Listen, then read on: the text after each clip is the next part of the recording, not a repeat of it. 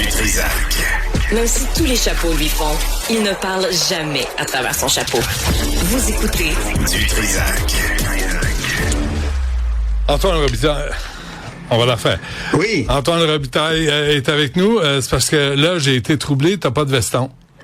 Là, Oui, c'est vrai. À un moment donné, t'en as ou t'en as pas. Tu sais, branche-toi. Là, t'es beau garçon, tu l'es pas. Ouais, puis tu sais ma nouvelle devise, hein? Oui. Plus on s'approche de l'échéance, plus de la date de péremption. Donc plus il faut soigner l'emballage. Oui. Or aujourd'hui, je suis désolé, je ne suis pas à la hauteur. L'emballage. Alors au revoir, je claque la porte. Alors, annonce de Christine Fréchette au grand déplaisir de Éric Girard. Ouais. Elle continue dans son hyperactivité, Christine Fréchette, de faire des annonces et là, de se montrer empathique face aux Québécois qui sont pris avec l'inflation, puis l'épicerie, puis le logement, toutes ces choses-là qui rendent le quotidien difficile. Moi, je trouve qu'elle a vraiment un peu coché là, des succès là, depuis qu'elle est arrivée. Ça fait 40 jours qu'elle est première ministre. Elle a réunifié la CAQ pas mal, quand même. Il y a des gens qui boudaient, qui ne boudent plus. Je pense à Shirley Dorismont, par exemple. Après ça, le parti a quand même gagné 9 points. Elle a fait bouger l'aiguille des sondages. Certains disent, en fin de semaine, c'est Rémi Nadeau qui citait une personne qui disait elle a presque fait oublier M. Legault. Là. Certains succès de ce côté-là aussi. Et là, aujourd'hui, je me demande ce qu'elle va annoncer là, sur la TVQ. On sait qu'elle va baisser la TVQ et l'abolir sur certains produits, dont les fruits et légumes prêts à manger, le papier hygiénique, les mouchoirs, les pots de crème glacée en format individuel, en tout cas. Là, tu te dis, est-ce qu'elle va trop loin? Est-ce elle dépasse pas le bon dosage là, entre la gouverne puis les gestes forts pour marquer les esprits? Parce que c'est quoi? C'est $1 par semaine que ça va donner aux gens, comme quand tu dis tu veux donner de l'oxygène aux gens, tu leur donnes une puff, là, je veux dire, c'est pas énorme. Mais, puis après ça, excusez, j'ai utilisé un anglicisme. Bon, qu'est-ce que tu veux? Ça m'arrive, moi aussi, je suis failli. POFFE, c'est très français. Voilà, exactement. Une puff, POFFE. On est correct. Alors, est-ce qu'elle a fait oublier M. Legault? Ben, si elle n'utilise pas le bon dosage ou elle trouve pas le bon dosage ou elle donne l'impression de se payer une campagne électorale à même les fonds publics, oui, elle peut ramener le souvenir de M. Legault. Écoutons la question d'Andy tout à l'heure de LCN à Mme Fréchette. Proche de dépenser autant que François Legault à ce rythme-là? Parce que la situation le requiert. Donc, pour moi, c'est d'être en phase avec les besoins des Québécois, les annonces d'aujourd'hui. Merci. Alors, pour couper la TVQ sur le papier cul, puis sur les peanuts salés. C'est vraiment, ça, c'est dans les priorités du gouvernement. Hey, on va couper la TVQ sur les Kleenex, le papier cul. Vraiment, il n'y a rien de plus, il n'y a pas de meilleure idée à proposer que le papier cul. Quand comme ça, un premier ministre est remplacé alors que le parti est encore au pouvoir, il y a une espèce de tentation, c'est de multiplier les gestes, là, d'en faire là, pour vraiment marquer les esprits très rapidement. Puis dans le passé, il y en a à qui ça a fonctionné pendant la période, juste après, là, où ils ont pris le pouvoir. Kim Campbell, elle avait d'excellents sondages, hein? Ben oui. Je regardais ça en fin de semaine. On m'en a envoyé des sondages de l'époque, en 1993. Elle avait remplacé Brian Mulroney. Elle a eu de bons sondages. Daniel Johnson, qu'est-ce qu'il disait de Daniel Johnson? Il avait multiplié les gestes aussi, dont des conneries, là, si tu peux me permettre, comme privatiser le Mont-Sainte-Anne. Excellent, Daniel! On voit ça, là. Mais tu sais, quand tu parles de TVQ, là, 30 ans Antoine, plus tard, là, ça a marché en maudit. Ouais. Et quel était le slogan de Daniel Johnson? C'était quoi? Voyez tous les gestes qu'on a posés, imaginez 4 ans. La même chose que nous dit Madame Fréchette. Là, on entendait les cris d'horreur. Il y a un risque. Imaginez 4 ans. mais si tu veux parler de tes vécus, moi, je dis ça, je dis rien, là. Mais il y a une affaire, moi, qui me Titi. Taraude. Oh, Taraude. Ouais, j'avais un autre verbe, mais je me dis, je vais vous épargner ça. La TVQ sur les voitures usagées. Ça, là, je trouve que c'est de l'abus. Parce qu'une voiture, là, est neuve, il y a une taxe dessus, tu payes, parfait. Ouais. Là, tu prends le même produit, tu la revends, mais là, il te charge encore de la TVQ. Puis si Est-ce que ça n'a pas été aboli, ça? Non. Et si la voiture est vendue 4 fois, comme ça arrive, on a besoin de voitures usagées, ben, l'État passe 4 fois. 4 fois la gratte sur le même produit. Ça, si tu veux, à la caisse. Wow. Si tu veux slacker la poulie aux gens, les jeunes qui ont besoin d'une voiture usagée, parce que, tu sais, les voitures neuves sont inabordables, il me semble que ça aiderait.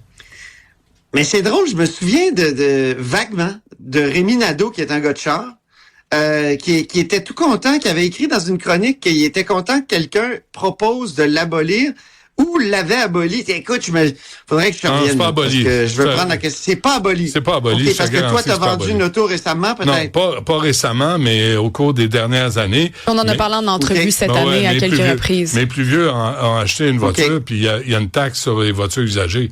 Tu sais, ça, là, c'est de l'abus, et ça coûte cher pour rien.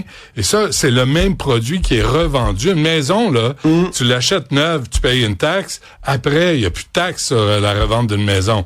Ils t'attendent avec une taxe de bienvenue, évidemment, mais autrement, tu sais, ça passe. C'est sûr que ça prend des sous pour nous payer tous les programmes sociaux qu'on s'est donnés, mais bon. C'est vrai. Mais là, sur la TVQ sur le papier cul, comme tu dis, puis sur les légumes prêts à manger, puis il paraît les barres tendres, tu sais, c'est mauvais pour la santé en plus. C'est vrai, c'est plein de sucre. Ça me fait penser. Ben c'est ça. Ça me fait penser à ce que Joseph Facal écrivait dans le journal. Tu sais, il a lancé une grande réflexion sur 10 chantiers pour un peu reprendre le contrôle de nos finances, notamment. Puis il y avait le chantier 6, dire adieu aux baisses d'impôts. Et là, il disait, le gouvernement n'a pas les moyens de se priver de recettes. Les petites baisses d'impôts pour grappiller des votes ne changent pas grand-chose à la situation globale du gouvernement. Puis moi, je dirais, ça change pas grand-chose aussi au portefeuille des citoyens, des électeurs, mais renforce le cynisme à l'endroit de la classe politique. Moi, j'ai l'impression qu'aujourd'hui, c'est l'impression Antoine, le chèque, en 2022-23, le chèque de 500 $, je pense qu'en tout et partout, et je pense qu'il y en avait eu 2 chèques, là, ça avait coûté 3,5 milliards au gouvernement. Puis c'est une année où le déficit d'Éric Girard avait atteint 6,5 milliards. C'est toutes des dépenses, les baisses d'impôts 2023-24, déficit de 6,1 milliards. Tu donnes des cadeaux, mais tu mets ça sur la carte. À un moment donné, puis Éric Girard vient critiquer avec les la choix de Mme pandémie, Fréchette. il faut comprendre que c'était difficile. Non. C'est vrai qu'il a fait des choix. Pandémie, là, il a fait des choix, effectivement. 2021, là, on oublie de déficit historique de 14,9 milliards. Il est là, le déficit de la pandémie. On va pas l'étendre sur 5 ans, là. Il était là. Cette année-là, ça nous a coûté 15 milliards. Il a été moins gros que ça, c'est ce qui était prévu, mais il a été un peu moins gros, je pense. Ouais, mais tu sais. Si je m'abuse, c'est 11. Comme si c'était mieux, tu sais, 11 milliards. C'est comme Carney qui annonce 80 milliards, puis finalement, il dit ça va être 67, puis là, on sort les ballons parce que ça va être le party. Voyons.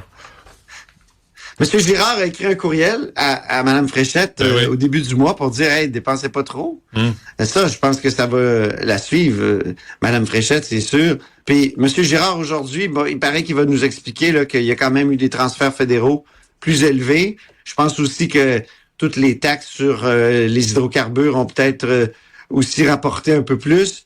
Donc, il y a des revenus supplémentaires, donc on va dépenser plus, notamment en coupant la TVQ. Es-tu en train de nous dire, Antoine, que le gouvernement a fait plus de revenus grâce aux taxes, comme si on n'avait pas assez? Il ajoute, tu sais, Mme Jérôme Forget puis M. Marceau, les 2 prix Nobel d'économie, disent on va augmenter la taxe foncière de 3,5% pour compenser le manque de revenus pour les municipalités. Lâchez pas avec les taxes. Faites-vous plaisir. Ça devient difficile. Bon, oui, Québec et le PQ, ça a l'air que c'est la chicane. Oui, mais les Oui Québec, c'est cette organisation unie pour l'indépendance. Ça avait été créé, il y a une dizaine d'années pour être comme un organisme qui unissait les indépendantistes. Il y a Claudette Carbonneau qui a été directrice de ça, l'ancienne présidente de la CSN. Ben oui. Et là, c'est des jeunes depuis quelques années qui sont à la tête, dont Camille Goyette-Gingras, qui est une ancienne présidente du Forum Jeunesse du Bloc québécois. Elle est entrepreneur. On y avait parlé, je pense, pendant la pandémie, notamment. Elle avait fait des masques, là. Elle a cousu des masques à la main, tout ça. Ils ont ouvert un café indépendantiste. C'est la génération dont on a parlé il y a quelques mois, qui est très attirée par l'indépendance du Québec, notamment sur TikTok et compagnie. Et donc, ils ont fait une grande consultation. 50 grandes organisations de la société québécoise qu'on connaît pas parce qu'ils sont pas listés dans leur rapport. Puis leur rapport, je vais le résumer, là, un des éléments qui fait débat, c'est que, selon eux, par rapport à la question du vivre ensemble avec les immigrants, on a remplacé la fierté par la fermeture. Moi, je trouve que ça crève un peu un abcès parce que je sentais, moi, dans le mouvement indépendantiste, souverainiste, qu'il y avait des gens qui le disaient tout bas, qui n'osaient pas le dire tout haut. Et là, par exemple, les deux anciennes ministres du Parti québécois, Louise Arel et Louise Beaudoin, qui participent à cette espèce de déception-là face au discours de Paul Saint-Pierre Plamondon. Lui qui d'habitude a l'habitude de répliquer par des longs textes sur les médias sociaux à ce genre de critiques et d'attaques, il a même pas répondu jusqu'à maintenant. Moi, je pense que sa réplique aussi, ça va être de dire qu'il a désigné plusieurs Québécois issus de l'immigration comme candidats, hein? Mais parfois en lieu et place de certains militants de longue date. Au Parti québécois, on dit que ça va être ça, au fond, la réplique. C'est pas vrai qu'on est fermé à l'immigration, mais que c'est un sujet qu'on doit pouvoir mettre sur la place publique, dont on peut débattre. Et c'est vrai que jusqu'à maintenant, il y a eu plusieurs candidats qui ont été annoncés qui sont issus de l'immigration. On nous dit aussi, Monsieur Paul Saint-Pierre Plamondon va voir les communautés. Tu sais, en fin de semaine, il est allé voir des Arméniens. Je veux bien. J'espère qu'il va pas comme les libéraux ils vont, tu sais. Les libéraux, en se déguisant. En se déguisant, ouais, c'est ça. Mais t'as reçu... Denis Coderre, là, qui était extrêmement communautariste dans son approche. Et ça, je trouve ça toujours dommage. Et c'est parce que il y avait une belle idée au Parti québécois des années 70 et qui était menée par Gérald Godin, notamment. C'est que la loi 101, ça désethnicisait la langue. C'était plus juste les Canadiens français qui parlaient français. Fallait que les gens qui viennent au Québec, que le Québec devienne une sorte de creuset. Un peu comme, tu sais, aux États-Unis, il y a des gens de toutes sortes, parce que c'est un melting pot, il y a un creuset québécois. C'était ça le grand projet du Parti québécois. Moi, je trouve qu'il y a quelque chose de vrai dans les gens qui disent on n'entend plus tellement ce discours-là. Puis Gérald Godin a comme été attiré du côté de Québec solidaire, en tout cas, sa mémoire, son souvenir. Comment ça, on n'entend plus? Non, t'as reçu le message de Pierre, là, je le nomme pas parce que j'ai pas sa permission. T'étais dans la liste d'envoi, Antoine. Ah oui? Et à propos de Mme Arel, Mme Beaudoin, Mme Arel, son jupon dépasse depuis longtemps, là, mais l'immigration massive, il dit, je cite l'auditeur, Pierre, que je salue, l'immigration massive, Justin Trudeau et Mackenzie, là. Le chemin Roxham, les faux réfugiés, les faux étudiants réfugiés, les écoles qui débordent, l'entrisme religieux, ça vous dit quelque chose, mesdames? Mme Arel, Mme Beaudoin. Donc, faudrait pas en parler parce que là, tu deviens de toujours intolérant. Critiquer comme ça donne l'impression que l'immigration, c'est juste un problème. Mais c'est pas vrai. C'est pas un projet. C'est pas vrai. C'est peut-être ça, là. C'est pas vrai. Moi, je pense qu'on peut faire les deux. et je l'ai écrit dans plusieurs de mes chroniques, je pense qu'on peut être fidèle à l'esprit de Godin, à l'esprit de Landry. Je pense qu'on l'est. Même Louise Baudouin et Harel. L'autoflagellation, là, ça suffit. Là, nous, pour montrer qu'on est tellement ouvert, on met de l'argent sur la table. On accueille les gens, on les accommode, on les inscrit à l'école, on leur donne une carte d'assurance maladie. Chris, qu'est-ce que vous voulez de plus? Ça, c'est des vrais gestes. On peut avoir des critiques par la suite, mais l'accueil est là. Là, on souhaite bienvenue à tout le monde. On s'ouvre aux autres cultures. Là, ça suffit, l'autoflagellation. Le système canadien fait en sorte que c'est comme une lutte entre deux identités pour créer le creuset. Ça, je suis tout à fait d'accord. Je pense que les anciens péquistes disaient ça aussi. Mais peut-être rappeler ce projet-là de faire du Québec un creuset, puis que la loi 101, c'était la clé de voûte de ce grand projet-là. Peut-être rappeler... Ça a fonctionné en partie, ça fonctionne moins parce qu'effectivement, les chiffres sont énormes. Je pense que... Mais il faut le rappeler, puis il faut pas... Non, je suis pas d'accord. C'est ça mon impression. Non, ça suffit. Parfait, on n'est pas d'accord. Mais faut rappeler aux gens, si tu viens au Québec... on s'aime beaucoup, mais on peut ne pas être d'accord. Oui, absolument. Mais si tu viens au Québec, les gens qui débarquent ici ont la responsabilité d'apprendre le français. Pas nous autres, là, ça suffit. Vous venez, on vous accueille. Il y a un territoire pacifique. Apprenez le français, égalité homme-femme, égalité petites filles, petits gars. Ça, c'est pas négociable. Puis ça s'arrête là. Puis quand tu viens au monde au Québec, t'es québécois. Après, quand tu sors dans les médias, sur les Vox Pop, sur TikTok, puis dire moi je me sens pas québécois, moi je suis pas québécois, ben mon ami, retourne d'où tu viens si t'es pas heureux. Parce qu'on retient personne de force, là. Mais à un moment donné, c'était au Québec. Je pense qu'on est très accueillant, on est très tolérant, on est très généreux. Il y a des efforts à faire, tu sais. Je pense au commissaire à la langue française, Benoît Dubreuil, qui dit qu'on devrait faire des classes là de, tu sais, les gens qui sont à Montréal dans leur communauté. On devrait souvent faire des classes.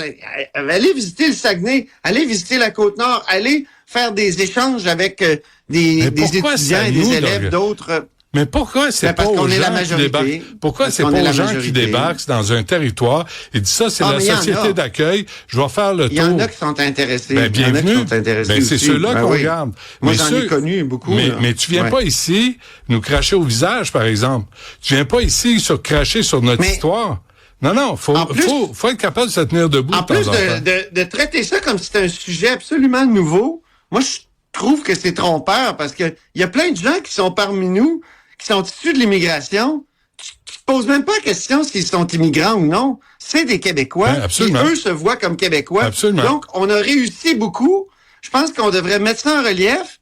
On devrait aussi, dans les discours politiques, pas à chaque fois qu'on parle d'immigration, tu sais, montrer ça comme si c'était un problème puis que les gens qui s'intègrent pas, c'est un grave, tu sais, c'est juste de leur faute. Non, excuse-moi. Oui, les gens qui s'intègrent pas, c'est un problème. Les gens qui viennent d'ailleurs puis qui s'intègrent sont les bienvenus. Ils le savent, ils le sentent. On leur dit, on s'organise pour qu'ils soient bien au Québec. Mais si t'as des gens, puis là, faut arrêter de faire de l'angélisme. Si t'as des gens qui viennent d'ailleurs, qui nous crachent au visage ici, hey, personne te retient. T'es pas heureux, dégage. C'est une différence entre toi et moi, c'est une différence de degré puis de discours, pas de nature. On est d'accord sur la nature du débat, là. Je pense que je suis d'accord avec ce que tu dis, mais je pense que dans le discours politique, il y a eu, dans les dernières années, peut-être parfois, un manque de rappel de l'existence de ce projet-là chez les nationalistes, parce que c'est pas juste les souverainistes. Moi, je pense que chez les nationalistes aussi, Monsieur Legault, quand il parlait d'immigration, c'est toujours quelque chose de négatif. Puis pourtant, il a réussi à aller chercher des gens issus de l'immigration dans son équipe, puis même dans ses équipes de députés. Mais ce qui ressortait, là, ce qui était mis en avant, c'était souvent quelque chose de négatif. Et ça, je pense qu'il peut y avoir Monsieur Legault une évolution. M. Legault, c'était pas le mouvement Mais c'est ce que je dis, c'est les nationalistes en général. Et mettons qu'il a travaillé, lui, pour la souveraineté du Québec dans le passé. On aime tout le monde. On aime tout le monde au Québec. Là. Vraiment, c'est une belle société. Puis les racistes, les xénophobes, ça existe. Ça existe dans toutes les communautés, malheureusement. C'est Absolument. Comme la violence. Il y a du bon monde partout. Puis il y en a, qu'est-ce que tu veux, faut que tu fasses avec. On s'arrête là-dessus, puis on revient demain. Mets-toi un veston, par exemple. Je vais être plus chic demain. Merci. Je vais être conforme à ma devise. Salut.